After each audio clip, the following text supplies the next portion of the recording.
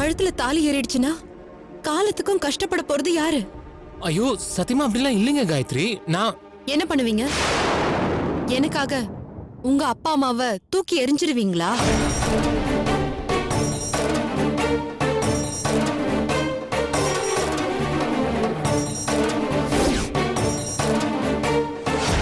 என்னால அப்படி முடியாதுங்க.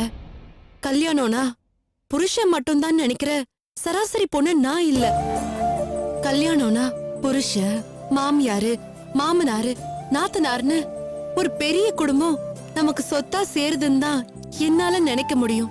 காயத்ரி, அதுல ஒண்ணும் தப்பு இல்லையம்மா. ஆனா இவர் சொல்ற மாதிரி இவங்க வீட்டு சம்மதம் இல்லாம இவர் என்ன கல்யாணம் பண்ணிக்கிட்டாருன்னா அந்த குடும்பமே இல்லாம போயிடும்பா.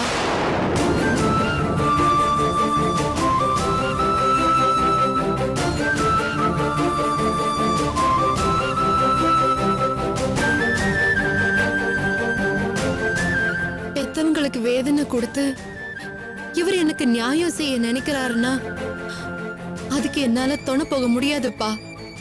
இப்படி யோசிச்சு பாருங்க, இதே நீங்க பையனை பெத்தவராவும் இன்னொருத்தரு பொண்ணு பெத்தவராவும் இருந்து நான் உங்க பிள்ளைய இப்படி போய் பேசுனா உங்க மனசு என்ன பாடுபடும்?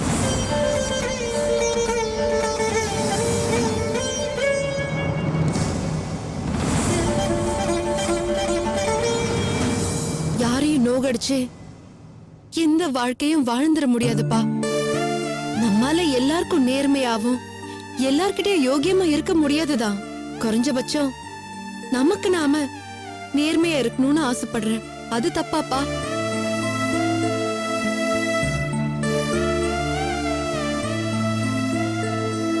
காயத்ரி, எங்க அப்பா அம்மாவை நிதானமா பேசி சரி பண்ணிடலாம். ப்ளீஸ் புரிஞ்சுக்கோங்க.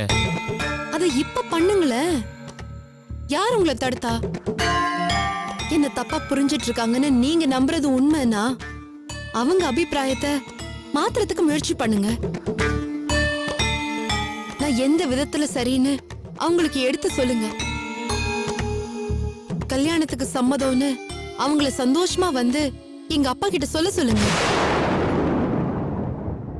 அப்ப நான் கழுத்தை நீட்டுறேன் உங்களுக்கு.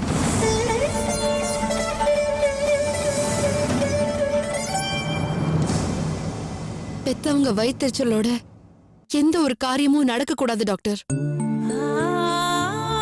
வாழ்க்கையில கொஞ்ச காலம்தான் நான் எங்க அப்பா அம்மாவை பிரிஞ்சு இருந்தேன்.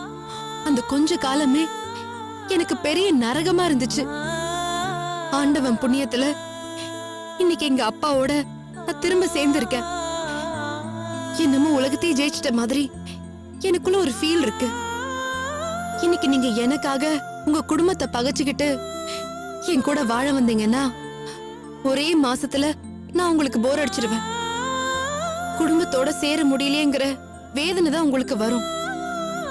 உங்க அப்பா அம்மாவை நினைக்கிறப்பெல்லாம் என் மேல எரிச்சல் வரும், கோபம் வரும், நமக்குள்ள சண்டை வரும். சந்தோஷமா தொடங்க வேண்டிய ஒரு வாழ்க்கைய சிக்கலோட ஆரம்பிக்க நான் தயாரா இல்லைங்க. தயவு செஞ்சு என்ன மன்னிச்சிருங்க ப்ளீஸ்.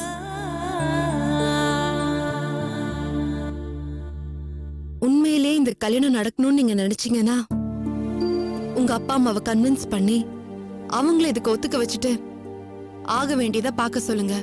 அதை விட்டுட்டு இப்பவே தாலி கட்டுறேன், அடுத்த வாரமே குடுத்தனம் நடத்துறேன்னு இங்க வந்து பேசாதீங்க. இதுதான் உங்க முடிவா? ஆமா டாக்டர்.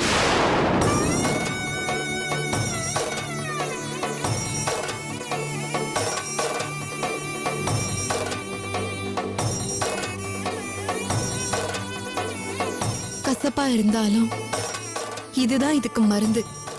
புரிஞ்சுக்கோங்க. தயவு செஞ்சு இங்க இருந்து போயிடுங்க. உங்களை கையெடுத்து கும்பிட்டு கேட்டுக்கிறேன் ப்ளீஸ்.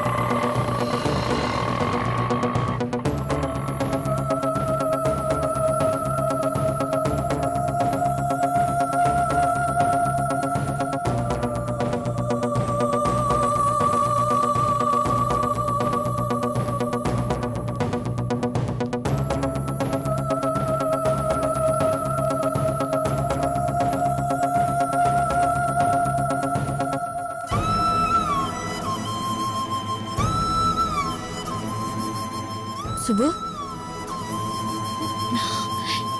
ஏய் என்னாச்சு உனக்கு? எதுக்கு போன்ல அப்படி ஒப்பாரி வச்சு உடனே புறப்பட்டு வர சொன்ன? கேக்குறேன்ல, என்னடி ஆச்சு? எனக்கு அழணும் போல இருக்கு ரேணுகா. மனசு ரொம்ப கஷ்டமா இருக்கு. இந்த கஷ்டத்தை சொல்ல எனக்கு ஒன்ன விட்டா வேற யார் இருக்கா சொல்லு. ஏய் என்னடி, ஏன் இப்படி எல்லாம் பேசுற? என்ன நடந்ததுன்னு சொல்லு. சூர்யா என்ன அவாய்ட் பண்றாரு. என்ன சொல்ற? நம்ப முடியல, பட் அதுதான் உண்மை. இதே பார்க்ல இதே இடத்துல சூர்யாவை பார்த்தேன். பாக்குறதுக்கே டல்லா இருந்தாரு. என்னாச்சு சூர்யான்னு கேட்டதுக்கு தயவு செஞ்சு தனியா விடுங்க இருந்து முதல்ல போன சொல்லி மூஞ்சில் அடிச்ச மாதிரி பேசிட்டாரு. ஏய் அவருக்கு 1000 பிரச்சனை இருக்கும். எல்லாத்தையும் உன்கிட்ட ஷேர் பண்ணிட்டு இருக்க முடியுமா? நான் எதிர்பார்க்கல ரேணுகா. நான் அவர் மேல உயிரையே வச்சிருக்கேன்.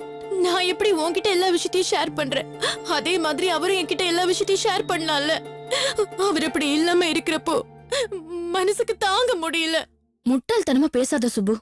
நீ சூர்யாவை லவ் பண்றங்கறத என்னாலயே இன்னும் டைஜஸ்ட் பண்ணிக்க முடியல. ஆல்ரெடி காயத்ரி அவரை விரும்பிருக்கா. அவருக்கும் காயத்ரி மேல ஒரு அஃபெக்ஷன் இருந்திருக்கு. 2 பேரும் சொல்லிக்கலையே தவிர மனசுக்குள்ள நினைச்சது தானே. தயவு செஞ்சு நிறுத்து ரேணுகா. அது முடிஞ்சு போன கதை. ஆமா, முடிஞ்சு போன கதை தான். பட் காயத்ரி கல்யாணம் ஃபிக்ஸ் ஆனதுக்கு அப்புறம் பளிச்சுன்னு மனசை கழுவிட்டு உன்னை தூக்கி உட்கார வைப்பாருன்னு எப்படி எதிர்பார்க்கற? எல்லாத்துக்கும் ஒரு டைம் வேண்டாமா? இங்க பாரு சுபு, என்ன கேட்டா நீ சூர்யாவை மறந்துட்டு உன் வேலையை பாக்குறதுதான் புத்திசாலித்தனம் சொல்லுவ. அது இந்த ஜென்மத்துல நடக்கவே நடக்காது ரேணுகா. காயத்ரி தான் எனக்கு போட்டியா இருப்பான்னு நினைச்சேன். நல்ல வேளை அந்த கடவுளே அது இல்லைன்னு சொல்லி முடிவு பண்ணிட்டாரு. இனிமே யாருக்காகவோ எதுக்காகவோ நான் சூர்யாவை விட்டு கொடுக்கவே மாட்டேன். உன்னை யார் விட்டு கொடுக்க சொன்னாங்க? அவருக்கு உன் மேல லவ் வர வேண்டாமா? நீயே யோசிச்சு பாரு. உனக்கு அவர் மேல ஒரு எண்ணம் இருக்குன்னு அவருக்கே இப்பதான் தெரியும். அவர் சைலண்டா இருக்காருன்னு சொல்ற, உன்னை அவாய்ட் பண்றாருன்னு வேற சொல்ற. யோசிக்கணும் சுப்பு. ஆசைப்படுறது வேற, யதார்த்தம் வேற. அப்போ அது நடக்காதுங்கிறியா? நான் அப்படி சொல்லலையே. நடக்கும் ரேணுகா. சூர்யாவை தவிர வேற யாரையும் என்னால புருஷனா மனசுல கூட கற்பனை பண்ண முடியாது. இதே மாதிரி காயத்ரி இருந்த மனசுல இன்னொருத்தி இருக்க முடியாதுன்னு அவரு நினைச்சாருன்னா நான் செத்துருவேன்.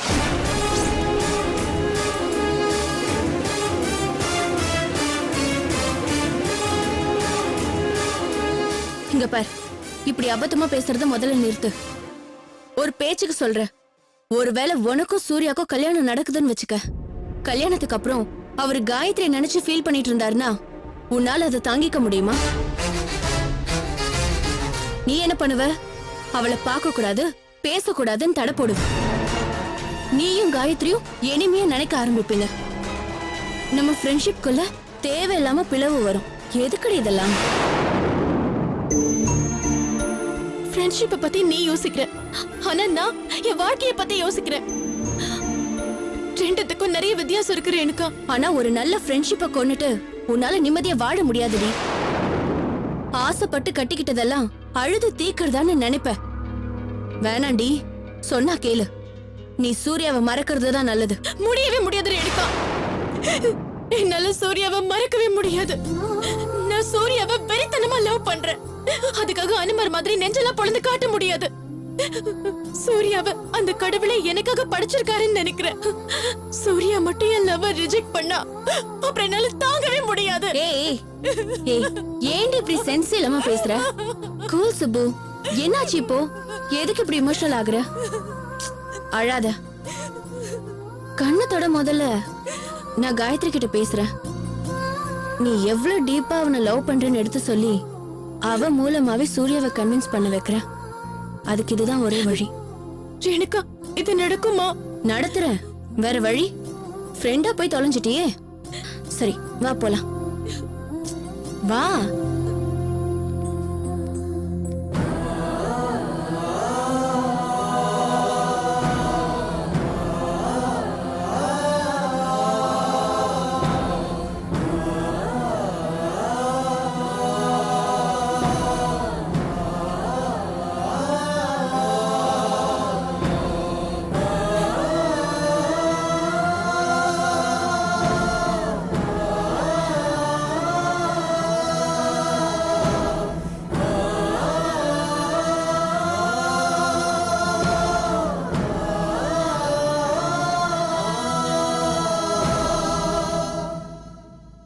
ஏய்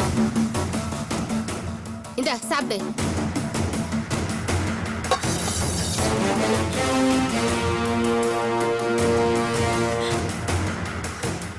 எடுத்து சாப்பிடுறீ.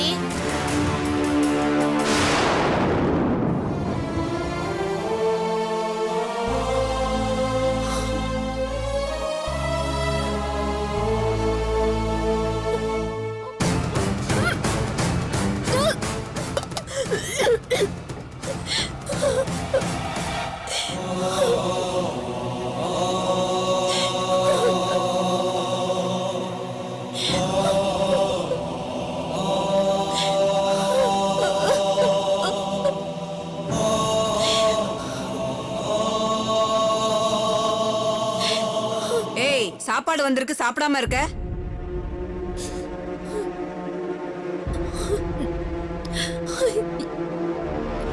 என்னால சாப்பிட முடியலக்கா. கொமட்டிக்கிட்டு வருது. பாதி வர மாதிரி இருக்கு. இங்க இருக்க போற 6 மாசமும் நீ சாப்பிடாம தான் இருக்க போறியா? ஜெயிலுக்கு வந்துட்டா அவங்க குடுக்கறதான் சாப்பிடணும். இல்லேன்னு வையி, நீ உண்ணாவிரதம் இருந்து சாவ வேண்டியதுதான். வாயிலே வைக்க முடியலையேக்கா. ஆமா, உனக்கு பிரியாணி வாங்கி தர போறாங்க பாரு. இப்பெல்லாம் எவ்வளவோ பரவாயில்ல, முன்னெல்லாம் சாப்பிடவே முடியாது.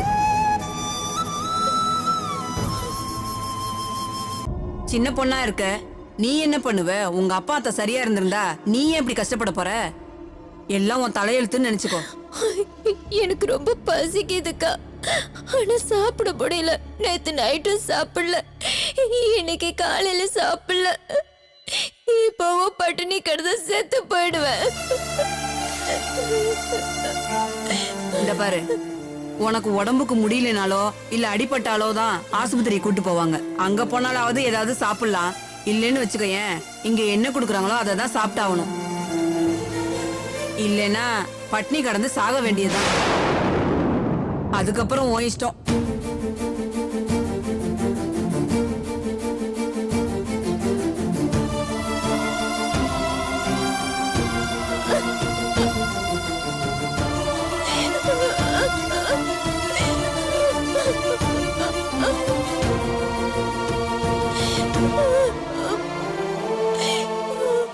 உன் உடம்புல ஏதாவது அடிபட்டாதான் ஹாஸ்பிட்டல் போக முடியும்.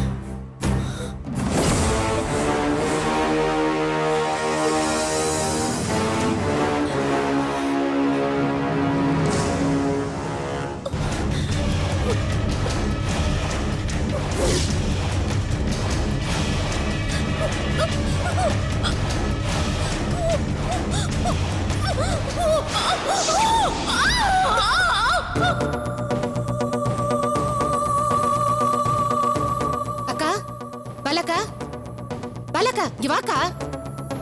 அட வாக்கா. உன் மக இருக்கல்ல, கையை எடுத்துக்கிட்டு ஆஸ்பத்திரிக்கு இட்டுன்னு போயிருக்காங்க.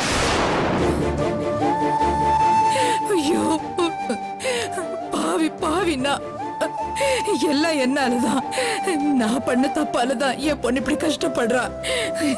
எனக்கு மன்னிப்பே கிடையாது. நான் பாவி பாவி. எனக்கு பொண்ணா பிறந்த தப்புதான் அவன் செஞ்சது. விடுக்கா விடு. இப்ப அழுது என்ன பிரயோஜனம்? இதெல்லாம் முன்னாடியே யோசிச்சிருக்கணும். எனக்கு முன்னாடியே யோசிக்க தெரியாம போயிடுச்சு. பணத்தாசை என் கண்ணை மறைச்சிடுச்சு. என் மாமியார் வீட்டுல எந்த கஷ்டமும் இல்லாம நாங்க எல்லாம் இருந்தோம். அந்த அம்மாவை எங்களை வெறுத்து ஒதுக்கிட்டாங்க. போக்கிடமே இல்லாம போயிடுச்சு. அழாதக்கா, 3 வருஷம் தானே, சீக்கிரமா ஓடிடும். தலைவருங்க பிறந்த நாள் அது இதுன்னு வருது இல்ல, நம்ம ஒழுங்கா நடந்துக்கிட்டோம்னா நன்னடத்தைய காரணம் காட்டி சீக்கிரமா விட்டுருவாங்கக்கா. அதனால எதுக்கும் கவலைப்படாம இரு என்ன. ஏய் பாத்துக்க, அங்க என்ன பேச்சு? உன்னை வேலையை தானே செய்ய சொன்னேன், இங்க என்ன பண்ணிட்டு இருக்க? இதோ போறேன் மேடம். போடி சீக்கிரம். வித்யா, வித்யா.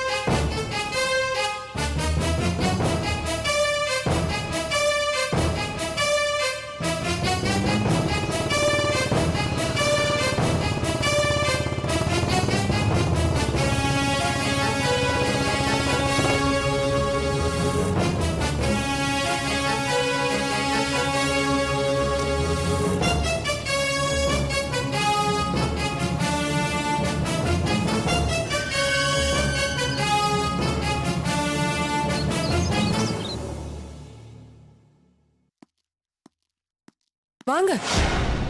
என்ன போன வேகத்துக்கு கையோட தாலியை கட்டி கூட்டிட்டு வருவீங்கன்னு பார்த்தா இப்படி தனியா வந்து நிக்கிறீங்க? ஏய் கொஞ்சம் சும்மா இருடி. கௌதம், நாங்க என்ன உனக்கு விரோதியா? உன் நல்லதுக்கு தானடா சொல்றோம். அத புரிஞ்சுக்காம அந்த பொண்ணு தப்பே செய்யலன்னு நினைச்சுக்கிட்டு என்னடா இதெல்லாம்? பேசாதீங்கம்மா. கொஞ்சமாச்சும் மனசாட்சியோட நடந்துக்க பாருங்க. உங்க எல்லாருக்கும் தான் சொல்றேன். நீங்கன்னு இல்ல, யாரும் இல்ல. அவளே சொன்னாலும் அவ தப்பு பண்ணிப்பாங்கிறத நம்புறதுக்கு நான் தயாரா இல்ல. டேய் முட்டாளா நீ? இருந்துட்டு போறேன்ப்பா. ஆனா ஒரு விஷயம் யோசிச்சு பாருங்க. இங்க இருந்து நான் கிளம்பி போனப்போ ஒரு முடிவோட தான் போனேன். எங்க அப்பா அம்மா சம்மதிக்கலனாலும் நான் உன்னை கல்யாணம் பண்ணிக்கிறேன்னு சொல்லி கூட்டிட்டு போய் தாலி கட்டுறதுக்கு ரெடியா இருந்தேன். தெரியுமா உங்களுக்கு? சுயநலம் ஒண்ணுதான் நோக்கமா இருந்திருந்தா சரின்னு சொல்லி அடுத்த நிமிஷமே என் கூட வந்திருப்பா. ஆனா செய்யலையே. ஓ, செய்யலையா? குட். உன்னால மட்டும் எப்படி நல்லவங்களை புரிஞ்சுக்காம இருக்க முடியுது? கல்யாணம்னா 2 குடும்பம் சந்தோஷமா ஆசீர்வாதத்தோட நடக்க வேண்டிய விஷயம். உங்க அப்பா அம்மா சம்மதத்தோட நடக்க வேண்டியது. முடிஞ்ச அவங்க சம்மதத்தை வாங்கிட்டு வாங்க, இல்லனா என்ன மறந்துருங்கன்னு சொல்லிட்டா. போதுமா? அப்பாடா, இப்பதான் எனக்கு நிம்மதியா இருக்கு. அம்மா, சார் போய் நல்ல பிரைட்டா ஒரு பல்பு வாங்கிட்டு வந்திருக்காரு. கொன்னுடுவேன். கொன்னுடுவியா? இவ்வளவுதான்